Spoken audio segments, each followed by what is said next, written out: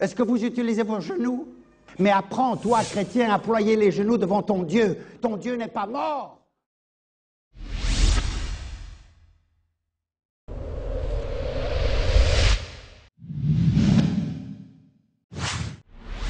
Bien-aimés, c'est l'heure du choix.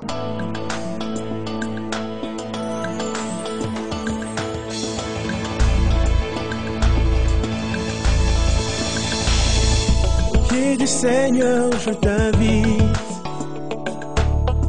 pour écouter la parole éternelle, car c'est l'heure du choix. C'est l'heure du choix. C'est l'heure du choix. C'est l'heure du choix.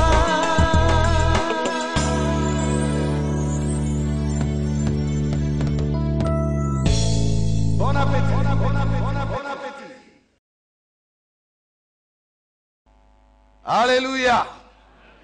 La joie du Seigneur, c'est notre force. Nous sommes dans la joie parce que le Seigneur est vivant. Il n'y a aucun sujet, bien-aimé, qui peut nous troubler. L'Éternel est notre refuge. De qui aurais-je peur? L'Éternel est ma lumière et mon salut. De qui aurais-je crainte? Que peuvent me faire des hommes? Alléluia. Amen. Il est sur son trône et il règne. Il dirige toutes choses, il a tout sous son contrôle et nous tenons par sa grâce. Amen. Parce qu'il vit, nous vivons aussi. Alléluia. Gloire à son nom. Nous vous saluons, vous qui nous suivez sur les médias. Que Dieu vous bénisse et merci de nous permettre de venir chez vous. Que le Seigneur soit loué. Nous prenons nos Bibles, nous les ouvrons dans 1 Timothée au chapitre 3. 1 Timothée 3, 14 à 15. Et ensuite, notre exercice dominical, jusqu'au dernier dimanche de cette année, nous les proclamerons, les sentiers des justes. Amen. Vous y êtes? Nous lisons pour nous tous. Je t'écris ces choses avec l'espérance d'aller bientôt vers toi. Mais afin que tu saches, si je tarde, comment il faut se conduire dans la maison de Dieu, qui est l'église du Dieu vivant, la colonne et l'appui de la vérité. Amen. Proverbe 4, 18, on y va. Les sentiers des justes est comme la lumière resplendissante, dont l'éclat va croissant jusqu'au milieu du jour. Amen. Bon appétit les justes. L'assemblée des justes. Nous continuons à nous édifier autour de ce sous-thème, l'assemblée des justes. Nous sommes donc ici, bien-aimés, dans l'assemblée des justes. Et 1 Timothée, c'est l'apôtre Paul qui parle. Et comme je l'ai dit souvent, c'est le Saint-Esprit qui nous parle par Paul. Amen. Ce matin, il nous parle et nous dit ce que nous sommes encore, nous, Église. Mais Paul, avant de dire cela, il dit à Timothée, son fils, que je t'écris ces choses. Je t'écris ces choses afin que tu saches, si je tarde, comment il faut se conduire dans la maison de Dieu. L'église du Dieu vivant. La maison de Dieu, qui est l'église du Dieu vivant. L'appui et la colonne de la vérité. Ou bien la colonne et l'appui de la vérité. Nous devons apprendre, bien-aimés, à mieux nous conduire dans la maison de Dieu. L'église, c'est la maison de Dieu. L'église, ce n'est pas un club d'amis qui se réunissent parce qu'ils ont des affinités amicales. L'église, ce n'est pas un mosiki. Non. L'église, c'est la maison de Dieu. Et dans ce sens, bien-aimé, l'église appartient à Dieu. C'est sa maison. Christ en est le chef. C'est lui la tête. Et nous, en tant que membres de l'église, nous devons apprendre à mieux nous conduire dans l'église. Telle est une façon de se conduire dans le monde, mais telle est une autre façon que nous devons avoir de nous conduire dans l'église. Nous ne nous conduisons pas dans l'église comme on se conduit dans le monde. Non, un homme a dit, j'ai cherché le monde et je l'ai trouvé où? Dans l'église. Non, ce n'est pas comme ça. Les attitudes, les habitudes, les caractères du monde ne doivent pas caractériser la maison de Dieu. L'église, c'est la maison de Dieu. Et quand Paul l'appelle comme ça, Paul nous dit une chose ce matin. Je vais juste m'intéresser sur cette parole-là. Il dit que l'église, c'est quoi? C'est l'appui, la colonne de la vérité. Amen. La colonne et l'appui de la vérité. Timothée, tu dois savoir comment il faut se conduire. Ta conduite doit être une conduite de la maison de Dieu. Pas une conduite légère, pas une conduite mondaine, pas une conduite du gens du dehors. Il y a des gens du dehors, mais il y a aussi des enfants de la maison. Amen. Il y a des enfants qui sont avec nous, mais qui ne sont pas enfants de Dieu. C'est là. Ils ont la conduite de leur père. Plus loin, on trouvera un verset où Jésus a parlé comme ça. Bien se conduire dans la maison de Dieu, ça s'apprend. Amen. Ça s'apprend. Ça s'apprend. Cette vie que nous menons, nous ne l'avions pas dans le monde. C'est une vie nouvelle. Il faut apprendre ces principes. Il faut apprendre comment elle est constituée. Il faut être affermi. On a des personnes à l'église qui n'ont jamais été affermies. Et bien souvent, ce sont celles-là qui créent des désordres dans la maison de Dieu. Pensant que l'on se comporte dans la maison de Dieu comme dans le monde. Il y a des personnes qui ont amené les Kiyanké dans l'église. Misuga. Non, dans l'église, il n'y a pas de Yanké. Alléluia. Alléluia. Alléluia. Regardez votre frère. Dis-tu, dans l'église, il n'y a pas de Yanké. Ba Yanké na Yesu bazagate. Les gens qui ont les thèmes, on a prouvé. Non, pas dans l'église. Pas dans l'église. Se conduire dans l'église, ça s'apprend.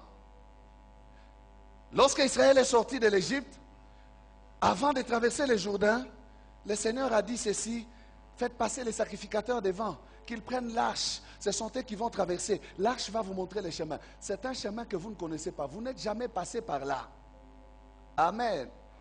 Ah, la vie chrétienne nous conduit où nous ne sommes jamais passés. Il faut être enseigné. Laissez les sacrificateurs du Seigneur conduire, porter l'arche, enseigner et donner, bien-aimés, les nécessaires pour que le peuple suive. Dieu a établi de l'ordre dans sa maison. Amen. Tous nous sommes sacrificateurs, mais tous nous ne sommes pas appelés à servir Dieu dans le ministère de la parole, qui est un ministère important, parce que c'est là que l'on nous transmet la connaissance. Amen. Je t'écris ces choses, donc je te transmets la parole, pour que tu saches comment il faut se conduire. Timothée, tu ne connais pas l'église. C'est moi, ton père Paul, qui t'ai enseigné ces choses. Je ne suis pas avec toi. Si je tarde, tu auras besoin de garder ces choses avec toi. Alors je les mets par écrit pour qu'elles te servent. Amen. Se conduire dans l'église, ça s'apprend. Dites cela encore aux voisins. Se conduire dans l'église, ça s'apprend. Amen. Alors nous pouvons excuser ceux qui ne sont pas affermis et qui se comportent de n'importe quelle manière au milieu de nous. Ils sont excusables à cause de l'ignorance, mais ils ne doivent pas rester ignorants. Il faut qu'ils apprennent. J'ai écrit ces choses afin que tu saches comment te conduire dans l'église, dans la maison de Dieu. Je ne suis pas là, mais tu as la parole. Tu peux suivre, obéir à la parole. Ne refusons pas, bien-aimés, d'apprendre. Cherchons à apprendre. Je reviens à ce que je disais tout à l'heure, que je m'arrête juste à la colonne et l'appui de la vérité. C'est ça ce qu'est l'Église. En tant que la maison de Dieu, en tant que maison de Dieu, l'Église porte la vérité. L'Église supporte, élève la vérité. Voilà ce que l'Église est. La vérité est donc dans l'Église. La vérité est donc dans la maison de Dieu. La vérité est donc dans l'assemblée des justes. L'Église porte la vérité. L'Église la présente au monde. Si les hommes cherchent la vérité, où la trouver? La Bible déclare dans l'Ancien Testament que la vérité a trébuché sur la place publique. On ne la trouve plus là. La vérité n'est pas dans le monde, bien-aimé. La vérité n'est pas dans la politique. La vérité n'est pas dans les discours, des bonnes intentions que nous entendons ça et là. La vérité n'est même pas dans les chefs de certains maris dans leur foyer. Elle n'y est pas, elle n'y est plus. Au début, il y avait une certaine vérité, mais plus le temps passe, le mensonge a fini par s'installer. On a séduit la jeune fille. Et lorsqu'on l'a eu, on l'a mis à la maison. On ne lui dit plus la vérité. Où trouver la vérité? La vérité doit se trouver, se retrouver dans l'Église, bien-aimée. Amen. Dans l'Église du Seigneur. Parce que l'Église, c'est la colonne et l'appui de la vérité. C'est sur elle que repose la vérité. Si quelqu'un cherche la vérité, il devra la trouver à l'Église. La vérité sous toutes ses formes. La vérité. La vérité. Jean chapitre 18, versets 37 à 38. Jésus dit à Pilate, alors qu'il est esclave de ces Romains, bon, esclave c'est un terme fort, alors qu'il est prisonnier, il est arrêté, Jésus est arrêté, il est entre les mains de cet homme qui doit décider de lui comme il voudra. Il en a le pouvoir. Mais écoutez ce que Jésus lui dit. Pilate lui dit, tu es donc au roi. Jésus répondit, tu l'as dit, je suis roi. Je suis né et je suis venu dans le monde pour rendre témoignage à la vérité. Quiconque est de la vérité, écoute ma voix.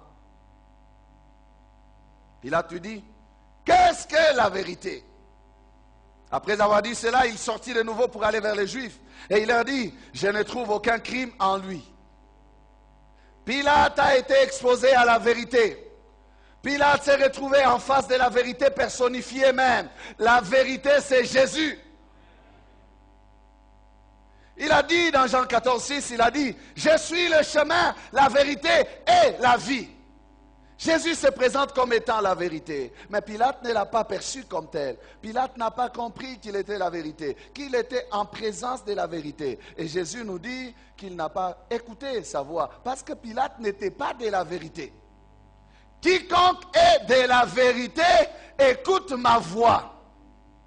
Donc en fait, Jésus-Christ rassemble autour de sa personne, lui qui est vérité, tous ceux qui sont de la vérité. Amen. Vous êtes réunis en ces lieux parce que vous êtes de la vérité. Quiconque est de la vérité, écoute ma voix. Encore faudra-t-il que vous écoutiez sa voix.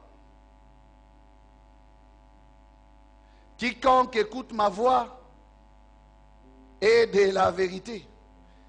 Ah, quiconque est de la vérité, écoute ma voix. Donc ceux qui n'écoutent pas la voix du Seigneur ne sont pas de la vérité. Et Jésus-Christ ne lui répondit rien quand il demanda la définition de la vérité. S'il était de la vérité, il allait écouter la voix de celui qui était en face de lui. Mais comme il ne l'a pas écouté, c'est qu'il n'était pas de la vérité. Déjà, c'était une preuve pour lui qui n'avait même pas besoin de comprendre la vérité, c'est quoi. Il ne l'a pas comprise. Il va dire plus loin, est-ce que c'est à moi que tu ne réponds pas? Ne sais-tu pas que j'ai le pouvoir de te relâcher ou de te condamner? Jésus lui dirait, tu n'aurais sur moi aucun pouvoir si cela ne t'aurait donné par mon Père. Si cela ne t'a pas été donné par mon Père. Quel pouvoir tu as sur moi? Tu n'as aucun pouvoir. Il ne comprenait rien, Pilate, parce qu'il n'était pas de la vérité. Et vous savez ce qu'il a fait? Il a préféré libérer les meurtriers, Barabbas, et condamner les justes. Jésus était juste. Les justes par excellence. Si tu étais de ceux qui sont de la vérité, Pilate, tu ne poserais pas cette question. Tu allais comprendre déjà qui je suis. Et même, tu pouvais me relâcher. Oh, mais Jésus n'avait pas besoin de cela, car vous savez qu'il a été arrêté selon la prescience de Dieu. C'était donc dans le plan de Dieu que cet homme soit tordu d'entendement et qu'il puisse les condamner en libérant les coupables, les pécheurs, Barabbas. Il y a un lien étroit, bien-aimé, entre la lumière que nous trouvons sur les sentiers des justes et la vérité. On ne peut pas être juste sans être dans la vérité. On ne peut pas marcher dans la lumière sans la vérité. On ne peut pas dire « je suis juste » si on ne marche pas dans la vérité. La vérité est claire, la vérité est transparente, la vérité doit caractériser la vie du juste, la vérité doit caractériser la vie de l'Église, parce que l'Église est la colonne et l'appui de la vérité. Amen. Elle-même, la vérité, elle a un rapport étroit, je disais, avec la lumière. Lumière et vérité marchent donc ensemble. Mensonge et ténèbres marchent aussi ensemble. Quand c'est flou, c'est ténébreux, c'est faux aussi. Quand c'est clair, c'est véritable, c'est vrai. C'est éclairé aussi, c'est lumineux. Ephésiens 5, 9 nous dit, car le fruit de la lumière consiste en toutes sortes de bonté, de justice et de vérité. Toutes sortes de vérités. Le fruit de la lumière consiste en toutes sortes de bonté, de justice et de vérité. Vous voyez, nous retrouvons là encore justice, vérité. Justice, vérité marchent ensemble. Nous les retrouvons de quel côté? Du côté de la lumière. Le fruit de la lumière. Là où il y a la vérité, il y a la lumière. Et à l'église, il y a la lumière du Saint-Esprit qui éclaire nos cœurs. Il doit y avoir la vérité. Amen. Parce que nous sommes la colonne et l'appui de la vérité. Les sentiers des justes, bien-aimés, est donc un sentier de lumière. La lumière ne peut s'exprimer que par la vérité de notre conduite, la transparence de notre conduite. Et du reste, Jésus ne dit pas seulement qu'il est la vérité, mais il dit aussi, je suis la lumière du monde. Celui qui me suit ne marchera pas dans les ténèbres, mais il aura la lumière de la vie. Amen. Il aura la lumière de la vie. Veux-tu marcher dans la lumière? Il faut être avec Jésus, te donner à Jésus, suivre Jésus. Celui qui me suit ne marchera pas dans les ténèbres. La lumière, c'est donc Jésus. Quiconque est de la vérité doit se retrouver du côté de Jésus, doit écouter la voix de Jésus, doit entendre cette voix de Jésus qui lui parle, qui l'appelle à sortir des ténèbres. Et la Bible dit qu'il nous a transportés du royaume des ténèbres à son admirable lumière, dans le royaume de son Fils bien-aimé, Jésus-Christ. Dieu nous a transportés, bien-aimés. Nous sommes passés des ténèbres à la lumière. Nous sommes passés des choses floues, d'une conduite opaque, à une conduite claire, lumineuse. Amen. Nous avons été transportés. Nous ne sommes plus des enfants des ténèbres. Quand vous lisez le verset 8 d'Éphésiens 5, où nous avons pris le fruit de la lumière, quand vous lisez Éphésiens 5, 8, on nous dit que nous ne sommes plus les fils des ténèbres. Nous sommes maintenant des enfants de la lumière. Amen. Autrefois vous étiez ténèbres. Voilà ce que ce verset déclare. Autrefois vous étiez ténèbres. Mais maintenant nous sommes devenus des enfants de la lumière. Marchez donc comme des enfants de la lumière. Car le fruit de la lumière, ça c'est maintenant la suite, car le fruit de la lumière consiste en toutes sortes de bonté, de justice et de vérité. Amen. De quoi? De vérité. Vérité. Toutes sortes de vérités. La vérité. La vérité. Quiconque est de la vérité doit se retrouver dans l'assemblée des justes. Ceux qui sont de l'assemblée des justes, ce sont des hommes et des femmes de la vérité. Et ils sont regroupés autour de la vérité en personne, savoir Christ. Ceux qui ne croient pas ne sont pas de la vérité. Ils sont du ténèbre. Écoutez ce que Jésus disait aux pharisiens. Jean 8, 43 à 45. Pourquoi ne comprenez-vous pas mon langage? Parce que vous ne pouvez écouter ma parole. Vous avez pour père le diable. Et vous voulez accomplir les désirs de votre père. Il a été meurtrier dès le commencement. Et il ne se tient pas dans la vérité. Il ne se tient pas dans la vérité. Parce qu'il n'y a pas de vérité en lui. Lorsqu'il profère le mensonge, il parle de son propre fond. Car il est meurtrier et le père du mensonge. Et moi, parce que je dis la vérité, vous ne me croyez pas. Amen.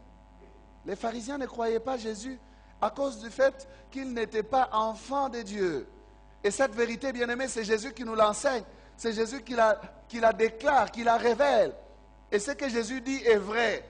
Ils avaient un nom de religieux. Ils disaient faire les affaires de Dieu, s'occuper du peuple dans la matière spirituelle, conduire Israël dans cette matière-là, mais ils n'étaient pas enfants de Dieu. Bien-aimé, c'est terrible. C'est terrible qu'ils puissent être juste des leaders religieux, des chefs du peuple, des chefs religieux, juste avoir des positions et des titres, mais la vérité, ils ne l'avaient pas. Il dit, vous avez pour père le diable. Pourquoi? Parce que vous ne m'écoutez pas, vous ne me croyez pas. Je vous dis la vérité, vous n'écoutez pas.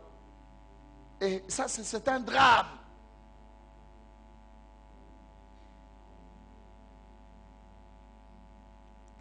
Jésus nous donne même l'origine du mensonge. C'est le diable qui est l'origine du mensonge. Il ne se tient pas dans la vérité. Même s'il vous promet des choses merveilleuses, sachez qu'il y a toujours du mensonge derrière. C'est un menteur. C'est un menteur. Lorsqu'il parle et qu'il ment, il puise dans son fond. Donc ce qu'il a dans son fond, son trésor à lui, c'est le mensonge. Il n'a pas besoin de l'inventer. Il le possède en lui. Alors comment faire confiance à un tel monsieur? Même quand il vous promet la gloire de ce monde, sachez que c'est du mensonge. C'est pour vous détruire qu'il vous promet cela. Il vous promet le succès, c'est pour vous détruire. Il est le père du mensonge. Et ceux qui n'écoutent pas le langage de la vérité de Jésus-Christ ont pour père le diable. Nous qui sommes des justes bien-aimés, nous sommes de la vérité. Nous appartenons à Christ, nous sommes de la vérité. Et si nous disons que nous sommes à Christ, écoutez ce que Jean nous dit. 1 Jean 1, verset 6, si nous disons que nous sommes en communion avec lui et que nous marchons dans les ténèbres, nous mentons. Et nous ne pratiquons pas la vérité. Ailleurs, la Bible déclare qu'aucune vérité ne vient du mensonge. Amen. Aucune vérité ne vient du mensonge. Si nous disons que nous sommes en communion avec Christ, nous ne devons pas pratiquer le mensonge. Nous devons être dans la vérité. Parler vérité. Nous comporter vérité. Amen. Mais si nous disons que nous sommes en communion avec lui et que nous ne pratiquons pas la vérité et que nous marchons dans les ténèbres, la vérité n'est pas en nous, nous mentons. Et si nous mentons, nous avons pour père qui? Qui? Qui? Le diable. Le père des menteurs et de tous les menteurs, c'est lui. L'assemblée des justes, bien-aimés, se tient dans la vérité. Ce que nous vous annonçons ici, c'est ce que nous devons vivre. Amen. Oh, je l'ai dit ici, nous ne sommes pas de cette équipe de personnes ou de leaders spirituels qui déclarent « Nous sommes des hommes faibles, faites ce que nous vous enseignons, mais ne faites pas ce que nous faisons. » Alors même si vous nous trouvez quelque part dans un coin avec une boîte de gigos où il y a des choses compliquées, supportez-nous parce que faites ce que nous vous enseignons. C'est faux. Vous avez déjà rencontré des hommes comme ça? Aujourd'hui, combien de leaders ne disent plus la vérité? Combien d'hommes d'église ne sont plus dans la lumière de la vérité? Combien préfèrent la lumière des projecteurs des chaînes de télévision? Mais la lumière de la vérité, ils ne l'ont plus. On attire des foules, mais pour raconter des mensonges, pour promettre des choses fallacieuses, qui ne s'appuient pas sur la vérité. Et la vérité, c'est Jésus. Nous n'avons pas, bien aimé, un autre message, sinon que le message de Christ. Vous savez que le problème est très sérieux. Et la parole de Dieu nous a annoncé la vérité. La parole de Dieu nous dit que dans les derniers jours, les hommes seront fanatiques. Ils se doteront une foule de docteurs. Ils préféreront entendre des choses qui leur sont agréables aux oreilles. Ils se détourneront de la vérité. Celui qui te dit la vérité, tu vas le fuir. Pour aller entendre celui qui te cajole, préférant te laisser dans ton péché, dans la perdition, au nom d'une certaine bénédiction. Non, bien-aimé, l'assemblée des justes se tient dans la vérité. Elle pratique la vérité, elle proclame la vérité, elle annonce la vérité, elle adore en vérité. Elle obéit à la vérité de la parole de Dieu. L'assemblée des justes défend la vérité. Amen. Aujourd'hui, plusieurs d'entre nous ne sont pas en mesure de défendre la vérité. Devant les débats ou devant les partages, même avec des personnes qui sont dans des sectes, les enfants de Dieu plient bagage. Ils préfèrent se retirer. Ils ne connaissent pas leur écriture. Ils ne connaissent pas ce qui fait leur force. Bien-aimés, nous devons sonder les écritures. Et cette semaine, c'était la semaine de la parole, la semaine de la Bible. Nous devons manger la parole de Dieu. Les sectaires se livrent à la lecture quotidienne. Mais vous savez ce qu'ils font? Ils retirent le message de la vérité de son contexte. Et ils le comprennent selon leurs intérêts. C'est déjà à côté. Beaucoup de personnes préfèrent connaître que des choses qui sont dans leur intérêt. Plusieurs personnes connaissent des versets où Jésus a fait du vin, David a eu plusieurs femmes, Salomon avait 1000 femmes. Des versets qui leur donnent des intérêts. Quand vous parlez de non, lisez même dans la Bible, est-ce que Jésus n'a pas fait du vin? Ça te sert dans tes intérêts. Mais on lit aussi qu'il n'est pas bon au sacrificateur de boire du vin. Est-ce que tu connais ça? Amen. La vérité, bien-aimé, la vérité. Tout tourne autour de la vérité dans l'Église. La repentance a pour rôle de nous conduire dans la connaissance de la vérité. Amen. Nous devons apprendre la parole de Dieu pour convaincre, pour amener à la connaissance de la vérité ceux qui s'égarent. Amen. Tout tourne autour de la vérité, pas autour des mensonges. Galates 5,7, l'apôtre Paul parle aux Galates, il dit, vous courriez bien, qui vous a arrêté pour vous empêcher d'obéir à la vérité.